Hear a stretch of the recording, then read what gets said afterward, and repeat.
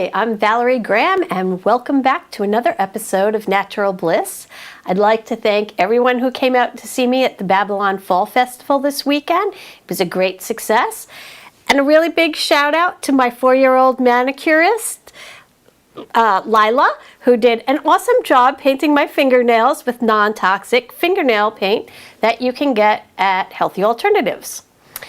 Today, I'd like to introduce my friend, a good friend, Eugene Wood, who's a licensed massage therapist. He's also a board member of the AMTA New York chapter. That's the American Massage Therapy Association chapter here in New York, for New York State. And I've known him over 20 years. He's a great person, and thank you for coming on my show, Gene. Valerie, thank you so much for having me. I appreciate it.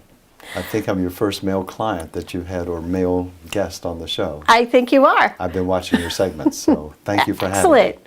Thank you. Thanks for joining me. You're welcome. So I've known you for a long time through many different things. Mm-hmm. When I first met you, you were an IT trainer. Yes. And now you are a full-time, full-fledged, and one of the best massage therapists that I know. Oh, thank you. That's really something to say, because you've had a lot of massages. Yes. And you know, I met you through my wife, Ellen. You and Ellen went to programming school together, and we met through IT, so it's been a long relationship. It's been nice. Yes, and now we're both doing different things. Yes, Yay! exactly. Yeah. So tell me a little bit about the different types of massage and what massage can do for you. Okay.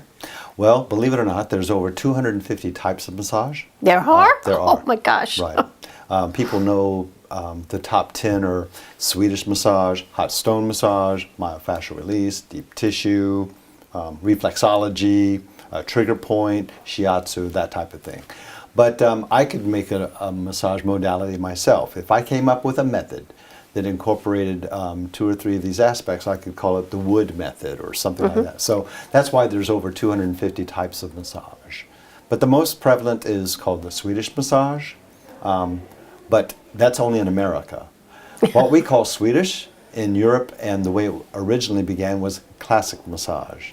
And some people say it was not developed by a Swede, but this gentleman who was a scholar over in Sweden, started traveling around the world, and he suffered from a lung disease and rheumatism, and he started doing these techniques on himself and actually found that they were beneficial.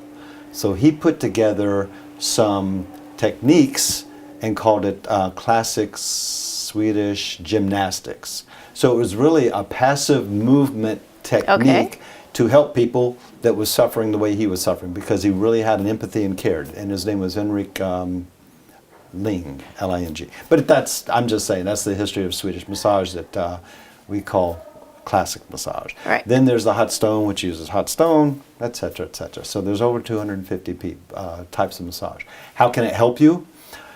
We are now going into the world of research and evidence-based massage. So we're now doing studies, and studies have shown the number one, I was going to say cure, but it's not a cure. The efficacy of massage, low back pain, massage has been proven to be the most efficient way to help someone with low back pain, over drugs, over pharmacies, over surgeries. So that's one. Yeah. That is great to know. Yeah. Wow. I didn't know that. Wow. So there's all this research coming out for us about massage. So it's not strictly just the strokey, feel good, relax, get off the table.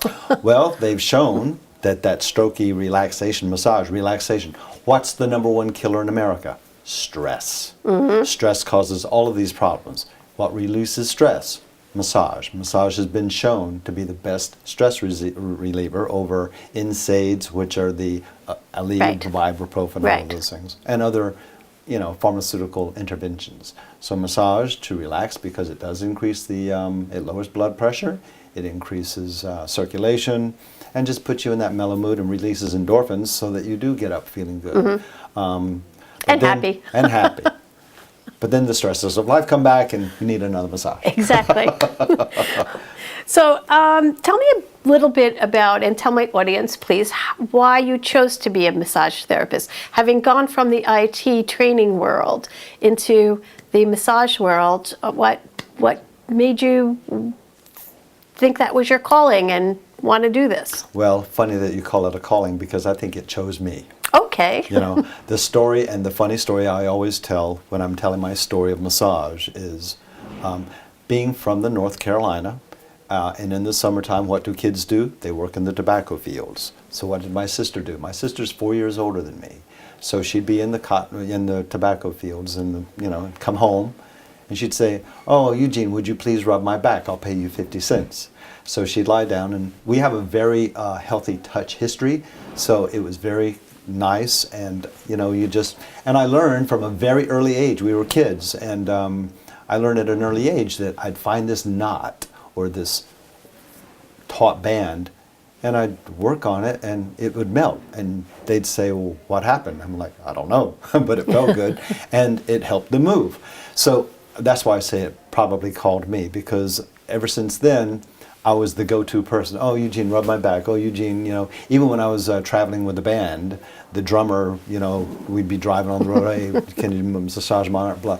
So I was kind of the go-to guy, but I never thought that I could make enough money or take the time to get educated. So when I came to New York, I took a 12-week shiatsu class and started making a living, not licensed.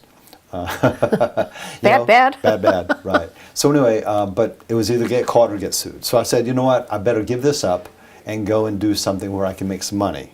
So I went into the IT world, which I knew back in Richmond, Virginia.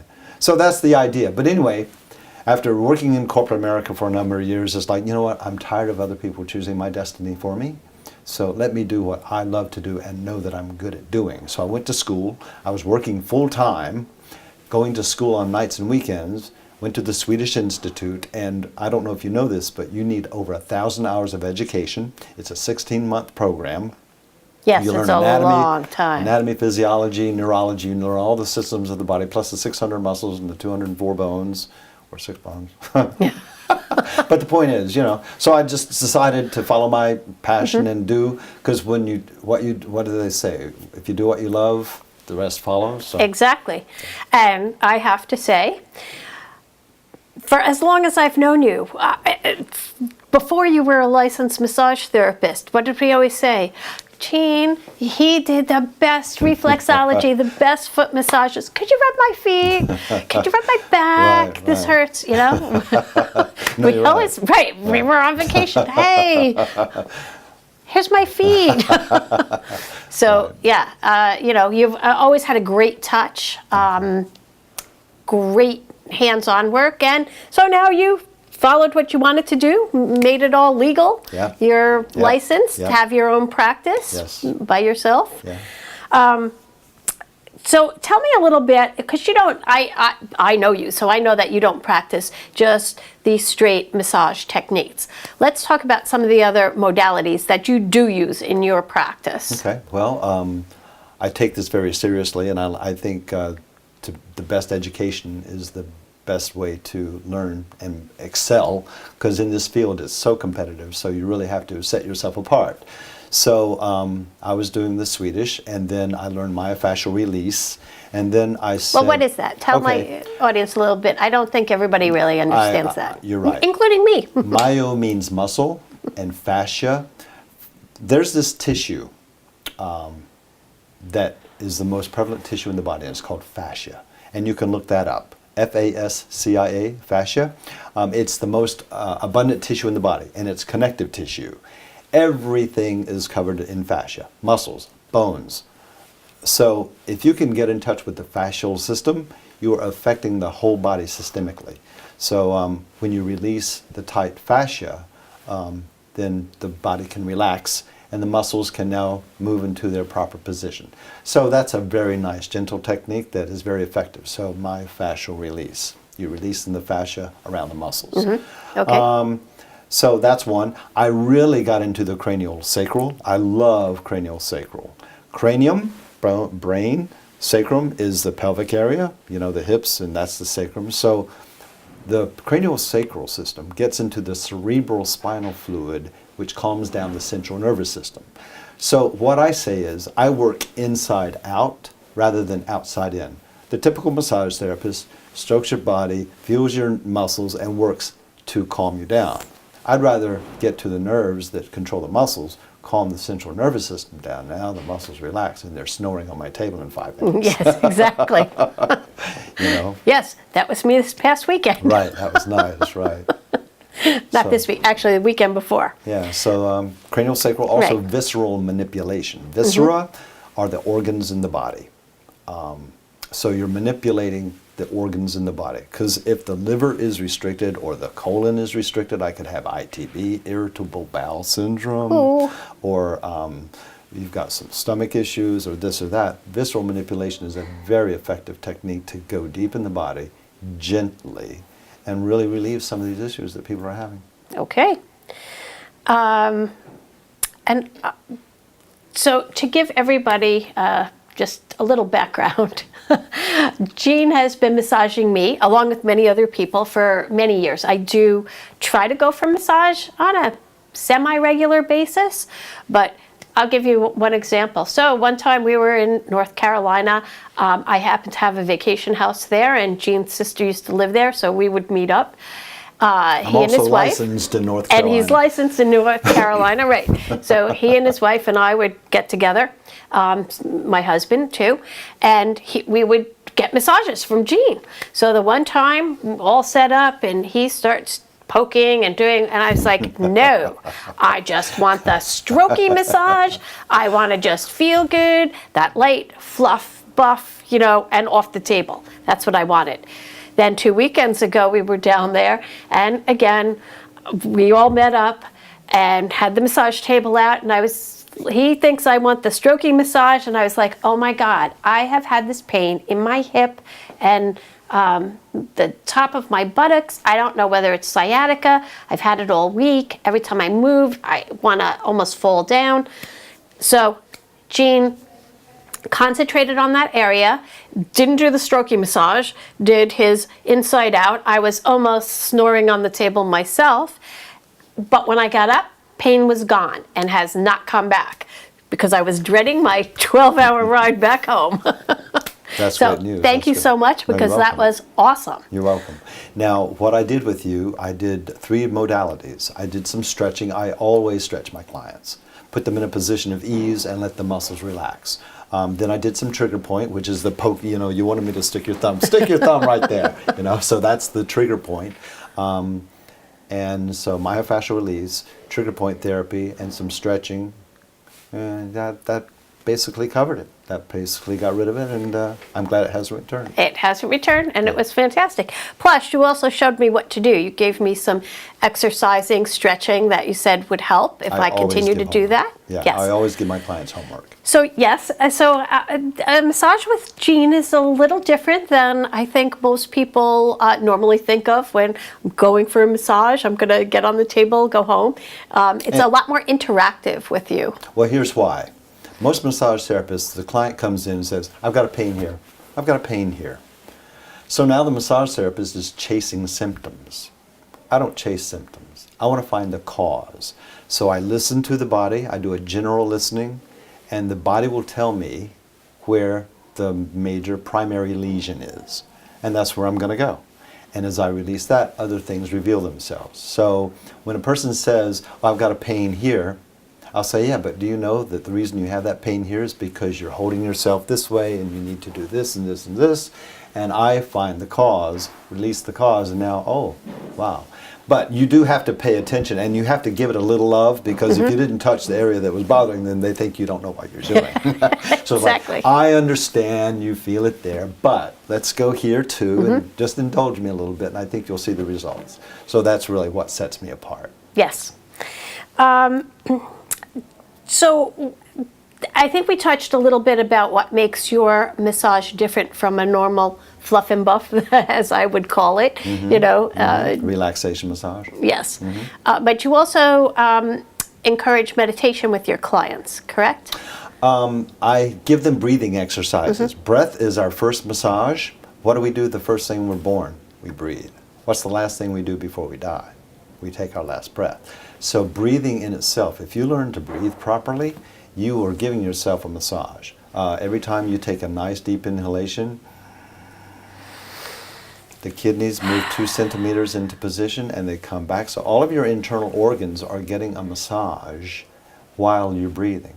So, and a lot of people don't breathe from the abdomen, but that's where 60% of the lung capacity is. The lung capacity isn't here, it's down in the back. So take nice, slow, deep inhalations. And if somebody's really amped up, a type A personality who can't relax, that's the first thing I'll do. I'll put them on their back, I'll put my hand on their abdomen, and get them in touch with the breath. And I'll say, this is the only job you have to do for the rest of this session, is breathe. So it's a nice slow inhalation, hold, a nice slow exhalation, hold. And that calms down the nervous system, and it helps me do my job better, and it makes them relax. Breath control is self-control. Breath controls the mind. And there are 50 types of breath.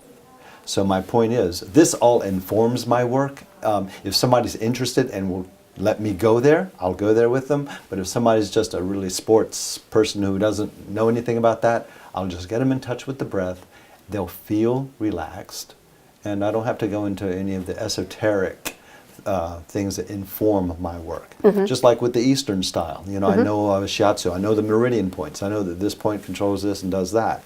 I'll also incorporate some shiatsu into my sessions if I feel it's called for and if it'll help them.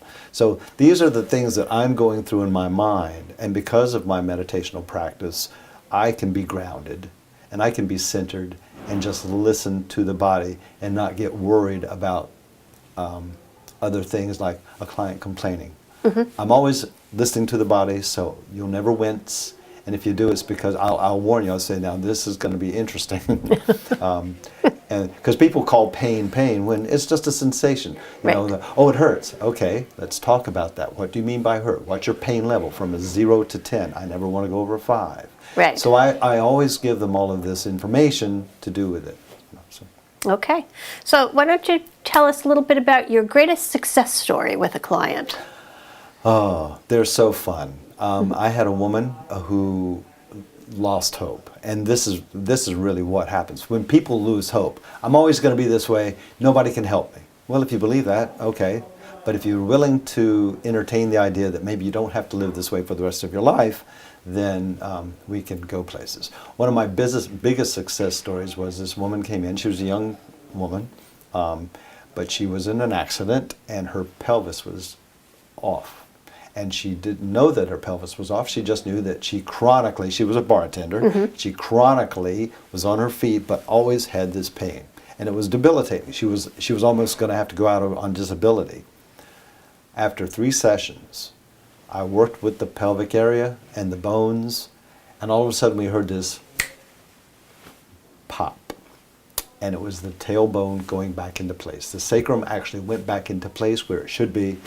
She's not called me since. Oh, fantastic. But she wrote me an email. She said after 4 years, she actually has a testimony on my website, after 4 years of living in constant pain, I'm pain-free. That is excellent. Yeah. And that's what we like to hear. Yeah. That's why we love you, Gene. Thank you. Okay, so do you think that it's more beneficial, we had this conversation in the car coming up, to do massage as a preventative and, you know, scheduled massages, or do you think that it's okay to come just when you're having chronic pain? Okay, I have a tennis player friend, and she has figured out that every 3 weeks is her optimum time.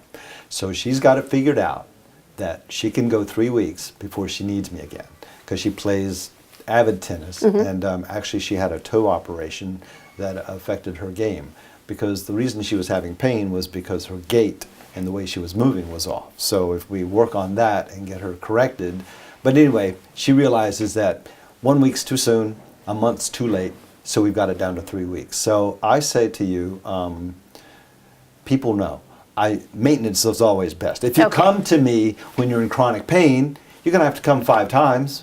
Right. Or maybe, that was not a good statement to say. You can never tell how many, because you may get better sooner. But my point was, when you're in a chronic state or in a problem state, it's going to take more work, and you'll have to come until we get you back to maintenance. So why not Do the maintenance. do the maintenance? And once a month, once every 2 weeks, you'll figure it out. Okay. And I always tell my class, I'm not here to sell you. You know what we have to do. But and I give them homework so that they can make time between Awesome. sessions. And I'll be coming to see you very soon again. Thank you. Thank you. So tell us where we can find you. Okay.